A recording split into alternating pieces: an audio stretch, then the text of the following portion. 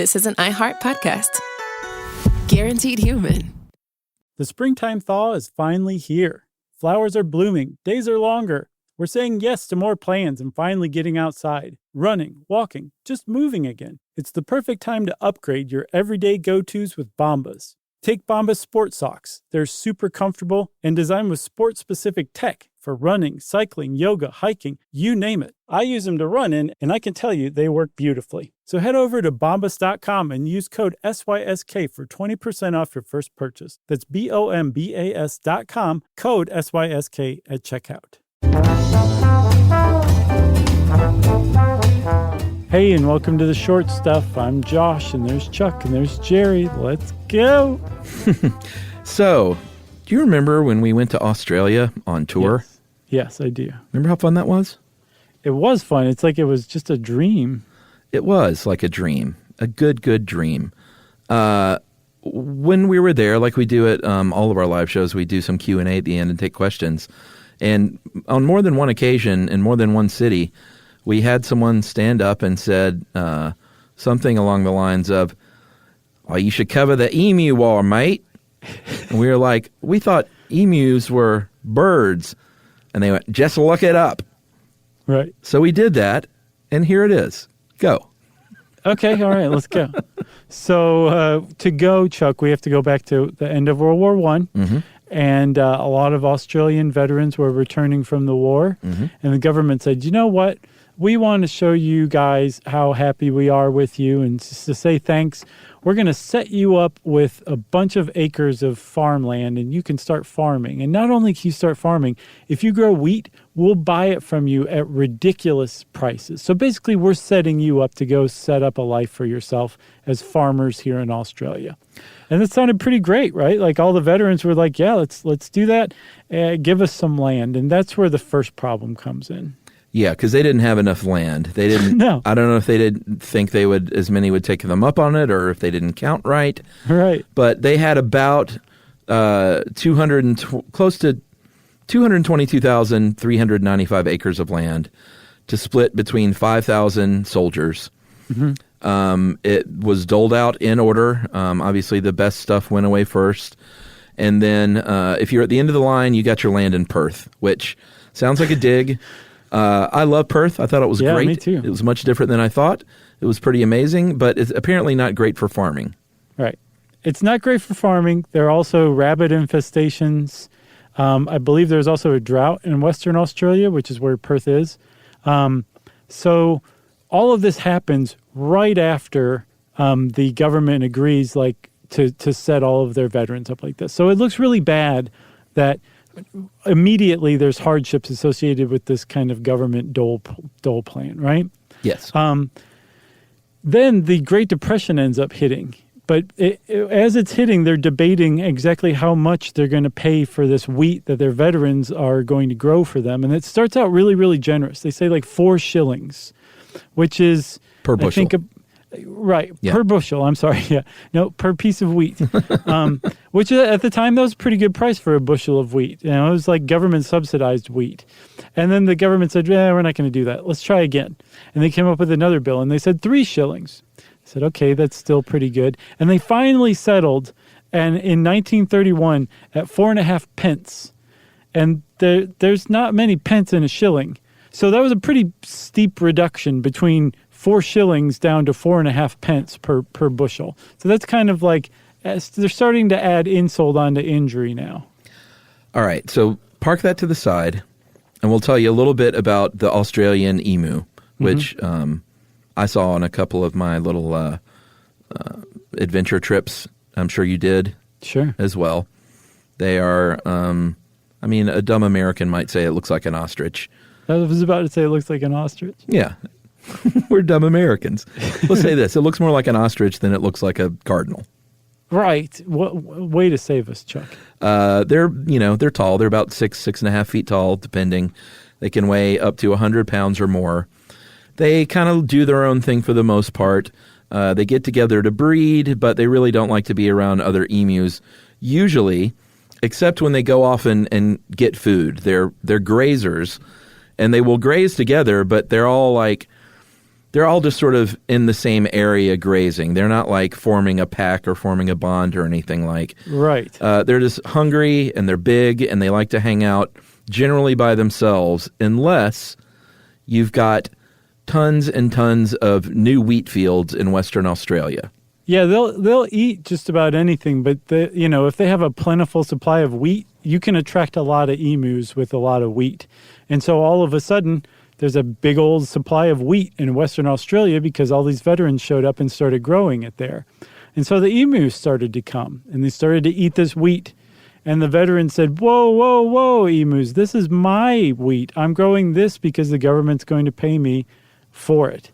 And the emu said, we don't care. We're going to eat your wheat anyway. And all of a sudden, the first shot in what would become the Emu War was fired by the emus.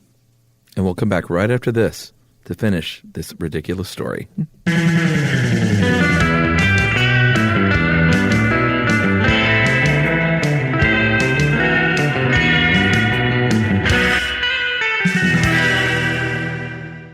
Spectrum Business keeps businesses of all sizes connected seamlessly with fast, reliable internet, advanced Wi-Fi, phone, TV, and mobile services. That's right. And Spectrum Business offers 100% U.S.-based customer support 24/7 to help you stay up and running. And they offer tailored connectivity solutions with packages built for your business budget. Yeah, so it's no wonder millions of business owners rely on Spectrum Business to keep them connected. Visit spectrum.com/business to learn more. Restrictions apply. Services not available in all areas. On eBay, every find has a story. Like if you're looking for a vintage band tee, not just a tee, the band tee from the last show your favorite band ever played. You wore it everywhere. Then your girlfriend started wearing it, which was cute until she dumped you and took it with her, which was not so cute. Yeah, well, anyway, now you're on eBay. And there it is. Same tee from the same tour. Still living in your memory, rent-free forever. See, the things you love have a way of finding their way back to you. But eBay isn't just for getting whatever your ex-boyfriend or girlfriend stole back, right? No, it's also for that rare championship foul ball you caught, then heroically gave to the kid next to you. And where else are you going to find your first car? The one you wish you'd never sold. But now, finally get the chance to take it back home. For good this time. So shop eBay for millions of finds, each with a story. eBay. Things people love. If you want to know, then you're in luck. Just listen up to Josh and Chuck. Stuff you should know. All right, so it's 1932. Mm-hmm. These veterans are growing wheat in Western Australia, and 20,000 emus see nothing basically but a big wheat buffet in front of their faces. Right. And so they descend upon Western Australia. These veterans are like, it's out of control. I don't know if anyone's noticed, but we actually need help, government. You gave us this land. You're not paying us well for it. And now these emus are eating it all.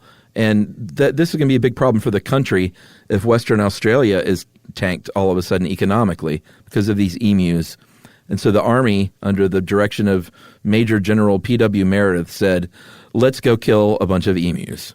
Right. Because this is a problem that has kind of saddled the Western Australia veterans who are growing wheat out there, but it's also a really big opportunity for the government to show just how much they care about their veterans. They're going to send the Army out to take care of this emu problem. And so the government saw it as enough of a propaganda move that they actually sent out a Fox Movie Tone news cameraman to film this whole thing to be used as propaganda to show what the government's doing. And I guess because they assume that most Australians would want to see 20,000 emus slaughtered by machine guns. Of course they would. So they sent somebody to go film this massacre. Yeah, but this was all under, there was a deal to be made, and they said, all right, we'll do this, we'll help you out, but you got to pay for the ammunition, veterans, and you got to provide food and lodging for these soldiers. And the veteran said, what? The veteran said, all right, I guess we have no choice. So sure, we'll do that. Here's the other thing about the emu. Mm-hmm. If you get a gun out and you start shooting at them, they're going to stop grazing, and they are going to go berserk. Right. Because remember, they don't actually have much of like a society or a pack or anything like that. So they're not coordinating. It's just every emu for itself all of a sudden. And if you have 20,000 of them doing every emu for themselves, yes, it's like what you said. They go berserk. Yeah, so it's a big problem. You've got machine guns. These emus, 20,000 of them are. It's not like they're all packed in a couple of wheat fields. They're spread all over Western Australia. They're all over the place. They're running. It's crazy town that these emus are running everywhere like crazy birds with their gangly legs and their. Yeah. I mean, have you ever seen an emu run? It's pretty funny looking. I've seen an ostrich run. It's probably close. More the same than a cardinal running. Right. Exactly. And if you got a machine gun, you're just spraying bullets, basically hoping that you're going to hit an emu. There's no like. Take aim and fire. They're just like shoot in that direction, right? And the result is they're not killing many of these things at all. No. I mean, they were surprised to find that they might as well have been deployed to go shoot at a bee problem with machine guns for the effect it was having on the emus. They were just the emus were basically indestructible. It turned out, not because they could withstand a bullet, but because they were moving too quick and too berserk to get hit by a bullet. You know, you're like, I put 3 bullets into this thing, but it just made them angry. It didn't even break eye contact. So they had these machine guns are jamming. They didn't have a lot of guns. It's a problem if they're worried about the cost of ammunition to begin with. Right. They staged multiple offenses over the course of about 6 days, none of which were very effective. And media coverage starts pouring in. It's not a very good look. So 6 days later, they kind of bail on that, stage another attempt a few weeks later that was not much more successful. I mean, we're talking about killing a few hundred birds out of 20,000. Right, and they were apportioned 10,000 rounds of ammunition. They used 2,500 rounds just to kill 200 of the 20,000 emus. So they were pretty surprised that like when those numbers started coming in and the rest of Australia heard about this, it did not look very good for the military. No, it did not look good. And even at the time, and even in Australia at the time, it wasn't a good look for the army to be slaughtering birds. Sure, even though they had been classified as vermin at the time, I think most people were like, what are you guys doing? I'm glad the emus are winning. So people started rooting for the emus. Yeah, so there's it's pretty much a big disaster. Like I said, they had a couple of offenses they mounted. None of them were super successful.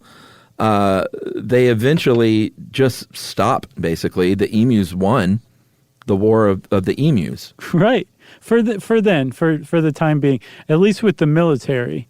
After that, the farmers in Western Australia said, we'll just take care of this ourselves.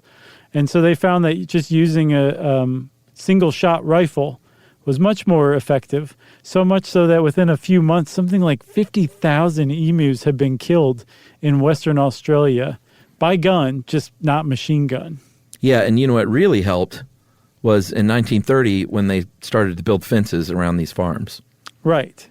Helped a lot. It didn't help, though, that the Army had actually broken one of the fences. While they were still shooting at the emus, they had mounted a machine gun onto the back of a car. So they could catch up to them. Yes, and we're riding along, and I guess they ran over an emu, and it got caught up in one of the axles so that they couldn't steer, and they drove through somebody's fence, which made all the papers as well, because that was a big part of the emu wars, too. Cue yakety sax. Exactly. Apparently, the people of Western Australia asked for assistance from the government again for emus in 34, 43, and 48. And each time, the government and army said, no, we're not going down that road again. No. But the emus said, can you guys just please leave us alone? And the government finally said yes and protected them once more. They were no longer vermin. So we'll say this is a happy ending? I guess. Not if you're an emu, but sure. I got nothing else. All right, that's it. Short stuff. Stuff You Should Know is a production of iHeartRadio's How Stuff Works. For more podcasts from iHeartRadio, visit the iHeartRadio app, Apple Podcasts, or wherever you listen to your favorite shows.